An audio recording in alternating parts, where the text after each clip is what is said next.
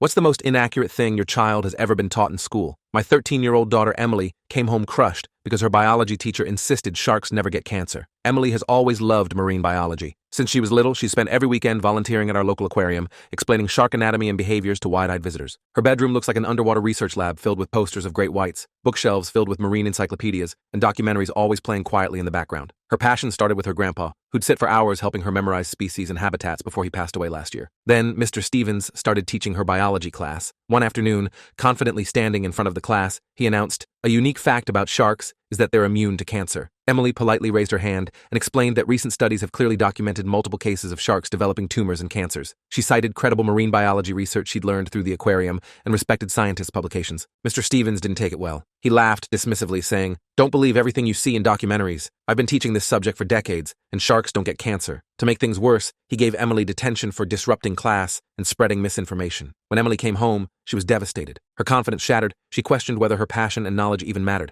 I was furious and determined to set things right. I gathered peer-reviewed scientific articles proving beyond doubt that sharks indeed develop cancer, and I set up a respectful meeting with Mr. Stevens to clear up the confusion. But the meeting didn't go as planned. Mr. Stevens barely glanced at my evidence and arrogantly dismissed it as internet nonsense. He even questioned my parenting for letting Emily believe fantasy documentaries over his trusted curriculum. My frustration grew when the principal, hesitant to challenge a veteran teacher, called it a minor disagreement. That was the final straw. Luckily, a close friend connected me to Dr. Lisa Hammond, a respected marine biologist and shark researcher from the National Aquarium. After hearing about Emily's experience, Dr. Hammond was appalled and enthusiastically agreed to speak directly to Emily's class. A few days later, during biology period, Dr. Hammond walked confidently into Mr. Stevens' classroom, politely introducing herself. Mr. Stevens turned pale as she began her presentation. Projecting clear, undeniable photos and detailed case studies, Dr. Hammond showed undeniable proof of sharks with tumors. She even played video clips from world-renowned marine biologists, explicitly debunking the "sharks can't get cancer" myth. Students watched in fascination, murmuring with surprise and interest. Mr. Stevens, visibly shaken,